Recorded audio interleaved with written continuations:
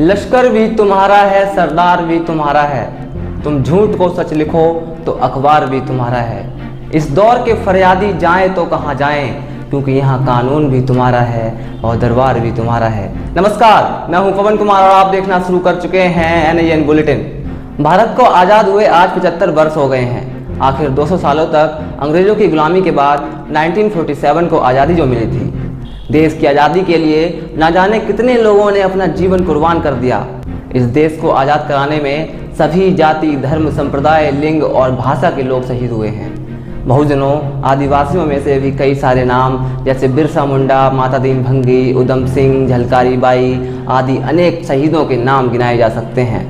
वर्तमान परिदृश्य पर नजर डालें तो आज के आज़ाद भारत में कथित उच्च जातियों के कुछ दबंगों द्वारा लोगों की गुंडागर्दी से आदिवासियों, बहुजनों, पिछड़ों और अल्पसंख्यकों का निरंतर शोषण किया जाता है।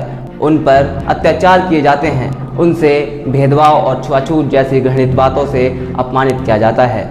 इन वंचित वर्गों की महिलाओं और बच्चियों से सामूहिक बलात्कार कर उनकी हत्याएं की जाती हैं।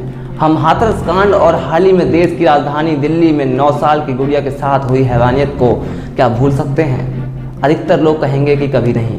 क्या यही है हमारा आज़ाद भारत?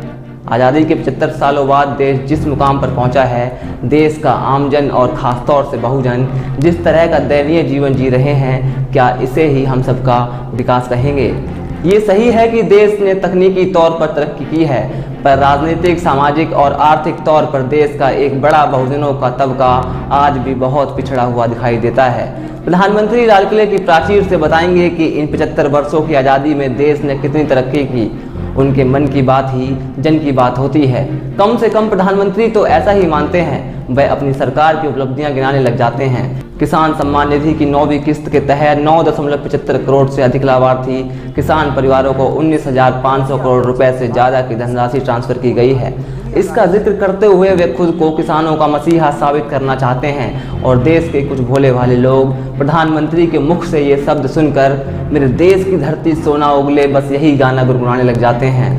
मोदी जापान की राजधानी टोक्यो में हुई ओलंपिक खेलों में जो खिलाड़ी मेडल जीत कर लाए हैं, उनकी तारीफ करने लग जाते हैं और हम गर्व से अपना सीना 56 इंच चौड़ा करने की कोशिश करते हैं। लेकिन असल में तारीफ तो उन लोगों की होनी चाहिए जिन्होंने इस देश को आज़ाद करने में अपना सब कुछ कुर्बान कर दिया, यहाँ तक कि अपना जीवन भी।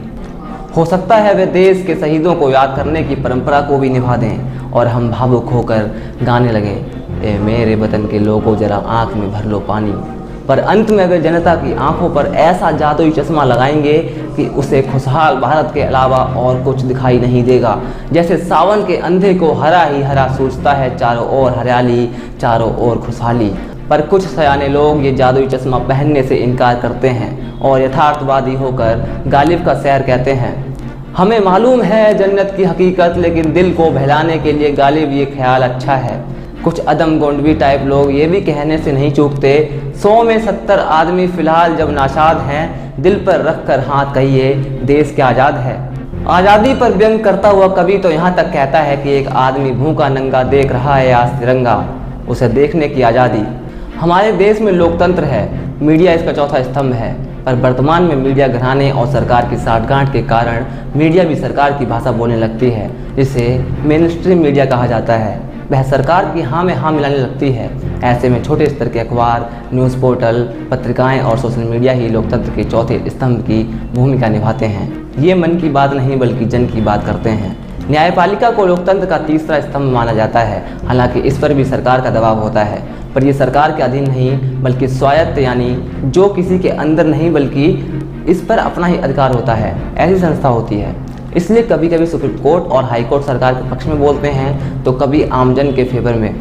जैसे हाल ही में सुप्रीम कोर्ट के मुख्य न्यायाधीश NV रमन ने कहा कि थानों में मानवाधिकारियों के हनन का सबसे ज़्यादा खतरा है, क्योंकि हिरासत में यातना और अन्य पुलिसिया अत्याचार देश में अब भी जारी है। उन्होंने कहा कि प्रत्येक थाने, जेल में डिस्प्ले बोर्ड और होर्डिंग लगाकर मुफ्त कानूनी सहायता की जानकारी दी जानी चाहिए। ये देश के नागरिक का संवैधानिक अधिकार है।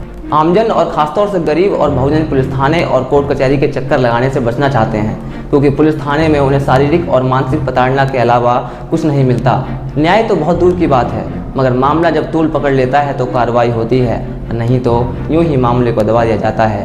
कोर्ट कचहरी में जाएं तो सनी देओल का एक मशहूर डायलॉग तारीख पे तारीख याद आता है। जब मीडिया, कानून, पुलिस और न्यायालयों पर सरकार की तंत्र हावी हो जाता है तो फिर गरीबों और बहुजनों की कहीं सुनवाई नहीं होती है। उनकी आवाज़ कोई भी नहीं सुनता। जिसके हाथ पैसा हुआ वो केस जीत जाता है और गरीब हार जाता है। सरकार जब कॉरपोरेट जगत के लोगों या उद्योगपतियों से मिल जाती है तब उसके अधिकांश फैसले जनहित में ना होकर उद्योगपतियों के हित में होते हैं। सरकार उनके करोड़ों रुपयों के ऋण को माफ़ कर देती है, बड़ी बड़ी सब्सिडी देती है, उनके मुनाफे का ध्यान रखती है। यही कारण है कि अंबानी, अडानी जैसे उद्योग घराने का कोरोना काल में भी मोटा लाभ कमाते हैं। ये घराने भी चुनाव के समय इन नेताओं को भरपूर आर्थिक सहायता देते हैं। इस तरह सरकार और उद्योगपतियों की मिलीभगत का खामियाजा आमजन और बहुजनों को भुगतना पड़ता है। जाहिर है कि ये सरकार जनविरोधी है। पिछले 8 महीनों से चल रहा किसान आंदोलन इसका ताज़ा उदाहरण है। कॉरपोरेट घरानों के हित में रखकर बनाए गए 3 काले कानूनों के रद्द करने की मांग को लेकर किसान आंदोलन कर रहे हैं, पर सरकार टस से मस नहीं हो रही है। प्रधानमंत्री जापान में हो रहे ओलंपिक खेलों के दौरान खिलाड़ियों से फ़ोन पर बात कर लेते हैं, पर दिल्ली और आसपास मौजूद किसानों से फ़ोन पर भी बात नहीं करते। लेकिन एक काम वो बखूबी निभा रहे हैं, वो है राष्ट्रीय संपत्ति को कैसे बेचा जाए, इस पर सोचती रहती है। इसी तरह दिल्ली के नागल गांव में 9 साल की गुड़िया के साथ बर्बर गैंगरेप और जलाकर मारने जैसा भीभत्स कांड हो जाता है, मगर प्रधानमंत्री नरेंद्र मोदी या गृह मंत्री अमित शाह के मुंह से एक शब्द नहीं निकलता। इससे यह साबित हो जाता है कि ये सरकार कितनी संवेदनहीन होने के साथ साथ गरीब और बहुजन विरोधी भी है।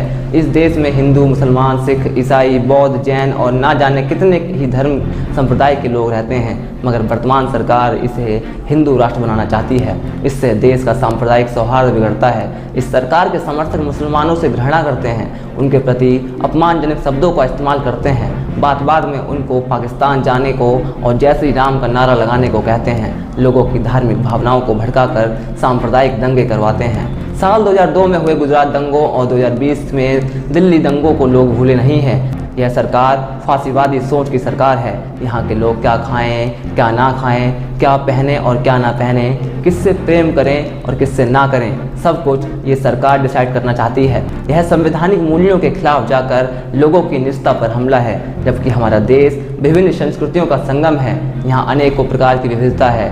यह देश सभी धर्मावलंबियों का है, इसलिए यहाँ अगर किसी चीज़ की ज़रूरत है तो वो है यहाँ सर्वधर्म समभाव को बढ़ावा देना। हमारा संविधान हमें अभिव्यक्ति की स्वतंत्रता और सरकार की आलोचना करने का अधिकार देता है, पर वर्तमान में परिस्थिति ऐसी है कि यदि कोई सरकार की आलोचना करता है तो उसे देशद्रोही घोषित कर जेल में डाल दिया जाता है। इसलिए सरकार की आलोचना करने से भी लोग अब डरने लगे हैं। इस सरकार ने एक तरह का अघोषित आपातकाल जैसा माहौल बना रखा है। सरकार का बस चले तो संविधान की जगह मनुस्मृति का विधान लागू कर दे।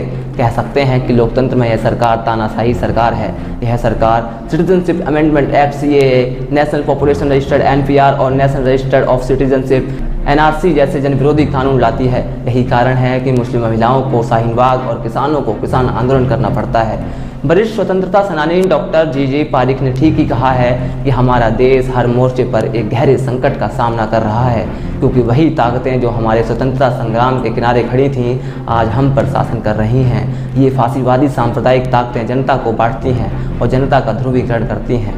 सरकार हमारी राष्ट्रीय संपत्ति को बेच रही है और उनका निजीकरण कर रही है। जनता के आंदोलन को एक लंबे समय तक चलने वाले लोकतांत्रिक संघर्ष के लिए तैयार रहना चाहिए। हमें जेल जाने के लिए तैयार रहना चाहिए। हमारे देश को किसी भी बलिदान की आवश्यकता है। अब हमें अपने लोकतंत्र और संविधान को बचाने का प्रयास करना चाहिए, क्योंकि आज हम बहुजनों, आदिवासियों, पिछड़ों और अल्पसंख्यकों को जो लाभ और अधिकार मिले हैं वे संविधान की वजह से ही मिले हैं। संविधान को खत्म करने वाली ताकतों से लड़ने के लिए बहुजनों, आदिवासियों, पिछड़ों और अल्पसंख्यकों को आपस में गठबंधन कर कमर कस लेनी चाहिए। तभी हम सच्ची आज़ादी का लुत्फ उठा पाएंगे, भले ही 75 साल के बाद ही सही। अगर ऐसा हुआ तो हम एक बेहद खूबसूरत देश में एक बार फिर ताज़ी हवा में सांस ले पाएंगे, आसमान में बिना किसी हिचक के साथ खुलकर उड़ पाएंगे, क्योंकि तब ये जाति, धर्म और तानाशाही का नाम विलुप्त हो जाएगा और एक नई प्रजाति यानी इंसानियत का जन्म होगा। और फिर यहाँ ना कोई ठाकुर पंडित होगा और ना ही बहुजन होगा तो सिर्फ एक इंसान जिसमें भरपूर भरी होगी इंसानियत। और इसी इंसानियत के साथ अब हमें दीजिए इजाज़त और देखते रहिए नेशन इंडिया न्यूज़। मेरा नाम पवन है और आप देख रहे थे NIN बुलेटिन। नमस्कार।